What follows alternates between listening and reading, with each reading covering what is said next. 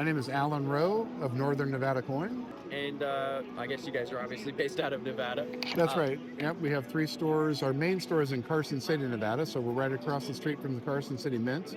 But we have a store in Reno, and we have a store in Gardnerville as well. Awesome. Can you talk a little bit about your experience with the show so far? So the show here at Long Beach has been better than the average show for the last couple of years. And I think that's because they've announced that they're canceling the June and the September show this year. And there's rumors that, maybe this is going to be the last Long Beach ever, which would be really sad. But hey, a lot of people have been coming here for many, many years, and it's always been a great show. Even though lately it's dwindled a little bit, there's a lot of interest in this show. So hopefully it'll come back in some capacity. Yeah. What does this show mean to you personally? Like, how long have you personally been coming here? So I've been coming to this show since the 90s, since 1993. Is that an original show badge? This one is probably from about 95. This is about 30 years old. Very cool. So it's been one of my best shows throughout the whole time of my career. And, for me, it's going to be sad to see it go. It's a West Coast show. We don't have a lot of big West Coast shows, and we don't have a lot of West Coast shows, period. So this one is very important to the market. Are there a lot of local shows in Nevada at all? In Nevada, there's very few shows, mainly because we have sales tax in Nevada. So we're working with the legislature this year to try and get it off, but it's not one of those given things, so we'll see. So you guys you're based at the Carson City Mint, is that right? Well, just across the street, right. Carson City Mint is 600 North Carson Street. We're at 601 North Carson Street. Okay. They're on the west side of the street, we're on the east side. Yeah, so that's like a dream spot for a coin collector. What is that like? Every morning when I get up and go to work, I park in the parking lot. I look at the Carson City Mint as I walk from my car to my shop, and it's beautiful. How does that help business? Is that Well, there's a lot of people that are interested in coins. Whenever they're in the area, they come to Lake Tahoe or Reno. If they're going skiing or going, boating in the summer. If they're interested in coins, they generally try and come to the Carson City Mint. So we're just right there, and we get to meet those people, and sometimes we sell them coins, sometimes we sell them coins when they get home. So because of that, do you guys deal in a lot of Carson City coins? We do. We probably have the best selection of Carson City coins in the world. So if you're looking for anywhere from dimes to 20-cent pieces, the gold coins, we're going to have them in stock. And, if you're looking for the ones that are really special, we may not have those in stock, because obviously they don't come up very often, but we can help you acquire those and, add those to your collection. For somebody who's maybe not a coin collector, is just getting started, could you explain what the significance of the Carson City Mint is? Well, our country has the Master Mint of Philadelphia, which started in 1792.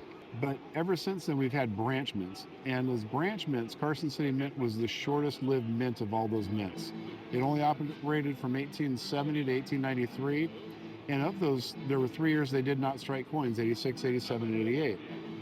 But beyond that, the Carson City Mint is probably responsible for the Morgan silver dollar. And when I say that, the Bland-Allison Act of 1878 is what got our country to mint silver dollars in mass quantities. So we went from having a seated dollar to a trade dollar, and then into the Morgan dollar. And Morgan dollars are the first ones where we started minting millions and millions and millions of them. So that's a very important part of history, and that mainly came from the Comstock Road, which is close to the Carson City Mint. Now, the Carson City Mint didn't mint millions and millions of coins. They did mint over a million in a few years, but for the most part, they only minted 2 to 3% of the Morgans ever, so they're rare to begin with. Now, the main reason we can find Carson City dollars for under $1,000 is because a lot of those went to the Treasury departments, and they sat there until the 70s when we went off the silver standard, and those came out in the GSA holders. So you'll see the big black holders, and those are the GSAs. Okay. That's where most of the Carson City minted silver dollars resided until then. I didn't know that. I didn't know that. Is it all GSA holders are from? Well, so all the GSA holders were from the Treasury Hoard. Now, there were certain dates, like, let's take 1885. If you had a red book from the 50s or 60s, the 1885 was right on par with about the 93S, because they were hard to find. Well, why were they so hard to find? There was only 100,000 made of 93S, and there was 228,000 made of 85 cc's. But of those 228,000, 160 plus thousand were in the GSA Hoard. So almost the entire mintage was held in the GSA Hoard. Yeah. So it was very hard to find those coins out in circulation. Less than 60,000 made it out into the wilds.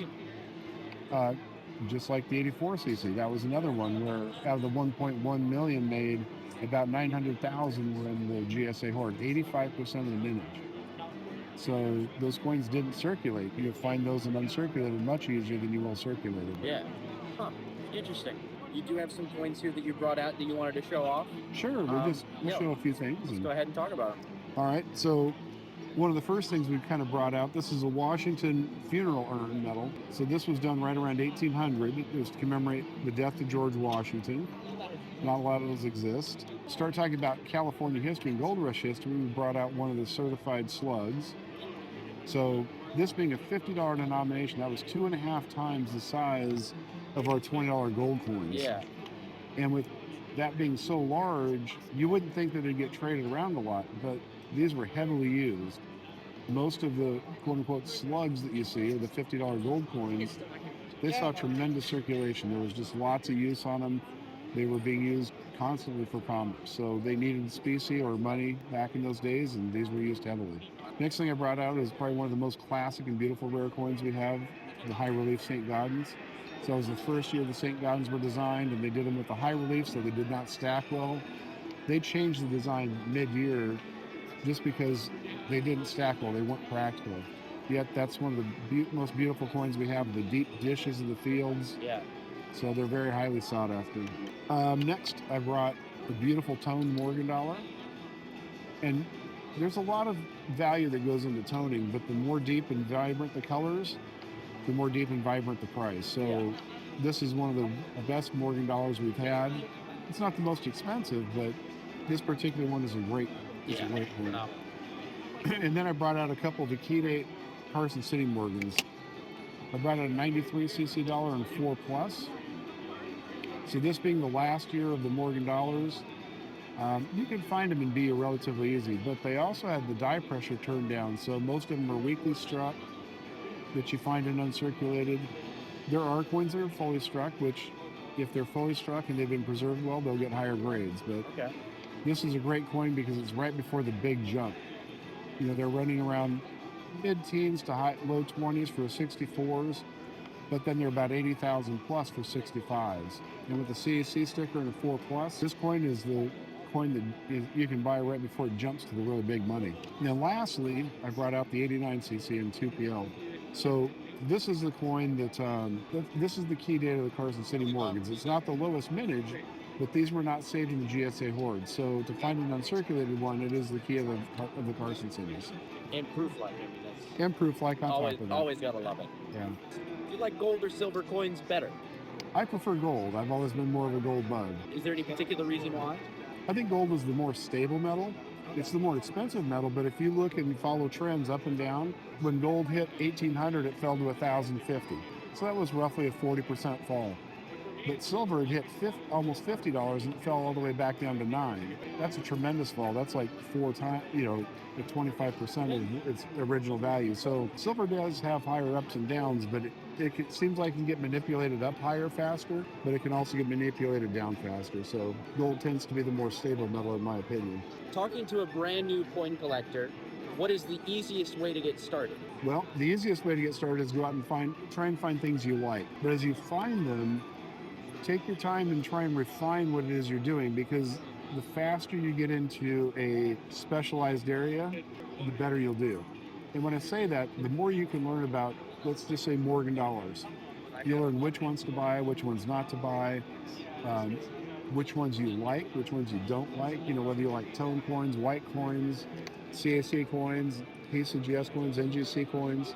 But ultimately, by refining that, you can do better in your collection in the long run. Now, having said that, there's a lot of people that collect what we call type coins, where they get lots of different coins, and that's fine too. But now you've got to define, do I want the most common coin but the prettiest coin I can find, or do I want a key date coin for that series? A lot of guys do, I want the key dates of every series. So there's just different ways you can collect, and there's so many different ways you can collect that by figuring out what you like sooner, it's just better for you. Then you don't end up with excess coins or duplicates or coins you don't like. Yeah. But don't be afraid to branch out into something new. Sometimes it's a coin that you didn't necessarily think of before that you get started on, and maybe want to endeavor doing a whole Seed Liberty series, which is very daunting, but Yeah. You don't get there by not starting. Yeah, right. Final question. As a coin dealer, we get to see a lot of very cool coins. We get to own a lot of very cool coins. But is there any coin in particular that is on your holy grail list? Like something that it's maybe super scarce and doesn't come available very often, or maybe it's a little out of the price range that you've always wanted to have? That's a tough question because I've never been that guy that's had a holy grail coin. Okay. I've had some coins that I never thought I would own before, but at the same time, I just haven't had that search or that. I guess the thing is, I'm not as big of a collector. Okay. That's why I'm a dealer. I do collect things. I collect Carson City era Morgans and Carson City era coins. Okay. So there are a few out there that I still have my eye on that I would love to purchase at some point. But I found over the years that sometimes those coins come back to you. In 2006, I missed a double struck GSA in an auction. I just had some personal things that came up, and I wasn't able to bid on the coin. The guy that bought it, I actually made him an offer, but he had already committed to sell it to a collector. About 20 years later, I bought the coin from the collector. So sometimes those coins do come back around. And it's, so if you miss something, it doesn't mean that you're going to miss it forever. Yeah. Okay. So patience game. It is. And sometimes when you're collecting something like that, it might not come up for 20 years. Yeah. But if you're in that game and you're part of it, like when this coin came back to the market, I was offered the coin and I purchased it. I think that'll do it. Is there anything else you want to mention or plug before we wrap it up? I think that's probably it.